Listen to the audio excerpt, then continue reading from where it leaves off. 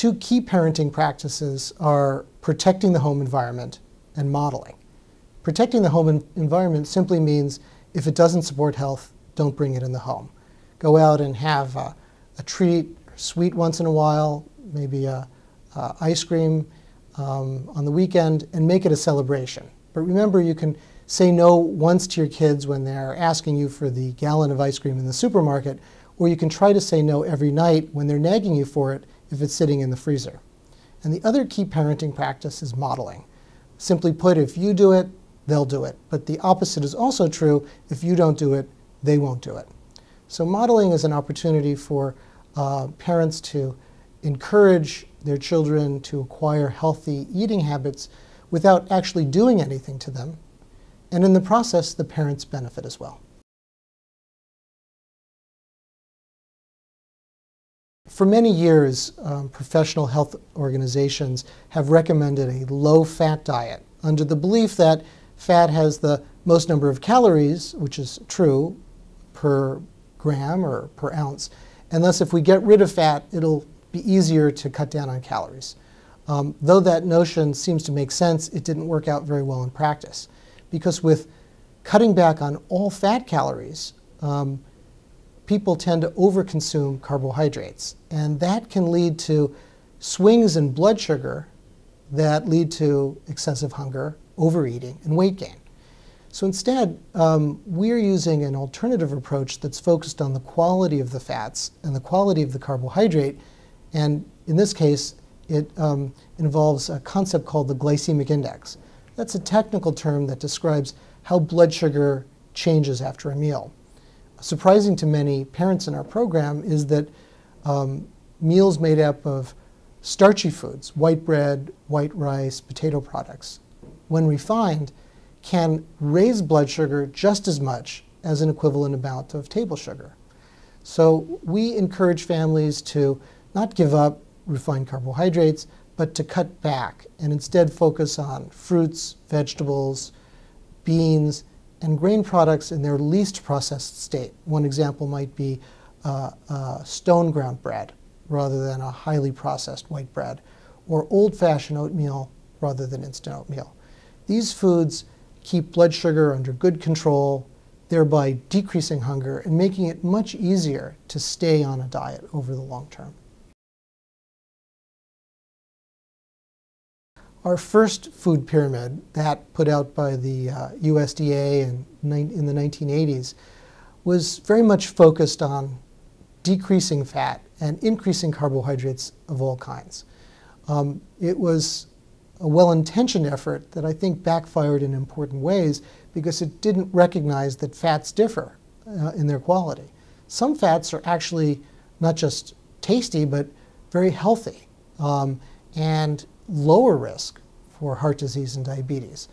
Mono and polyunsaturated fats like olive oil, avocado, and the kind of fats that are found in fish known as omega-3 fatty acids.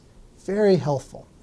Whereas other kinds of fats, and the worst kinds of all, are what's known as trans fats or partially hydrogenated fats.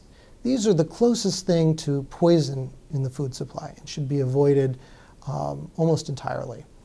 And at the same time, not all carbohydrates are created alike. Some are very healthful, the fruits, vegetables, beans, and unprocessed grain products. Whereas processed grain products, white bread, white rice, potato products, most prepared breakfast cereals, are virtually indistinguishable from table sugar. They may taste different in the mouth, but below the neck, they do very much the same thing. Trans fats are produced by an artificial chemical process, and they cause the production of a fat that's essentially never seen in nature. The molecule of fat normally bends back on itself across the double bond, whereas trans fats bend in the opposite direction. And that causes the fats to seem to have an advantageous commercial property. In other words, they stay solid at room temperature, and so they seem more like butter. But they, because of their abnormal chemistry, they can clog up very basic cellular machinery. Fats coat every cell in the body, and they relate to how hormones work and how our metabolism functions. So too much trans fats and how much is too much remains to be seen, but even at low levels, trans fats can dramatically increase risk for diabetes, heart disease, and recent research suggests obesity as well. Well, I never like to say never when it comes to food, but certain things I don't consider food, and that's anything that has trans fatty acids in it. I think they're the closest thing to poison in the food supply, and I would really encourage parents to read the label. And if it says trans fats on the label, or the ingredient list says partially hydrogenated fats, don't put it in the shopping cart.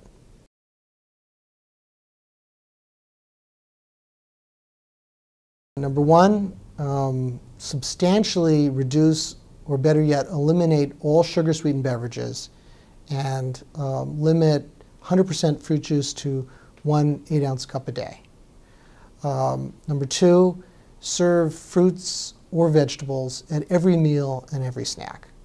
Number three, focus on healthy fats. So that's the avocado, olive oil, most oils that are liquid at room temperature. Number four, try to get a good balance of carbohydrate, fat, and protein at every meal. And number five, remove the mind control device that has crept up and breached the defenses of our home and are likely to be sitting in the living room, otherwise known as the television set. Most children see an average of 10,000 food commercials a year, overwhelmingly for the poorest quality, highest calorie products imaginable. Even if you gave your children a healthy food message at every meal, every day, you'd be outnumbered by food commercials 10 to 1. So at the very least, limit television time to 2 hours a day. And even better, see if you can restrict the kids to predominantly non-commercial television networks.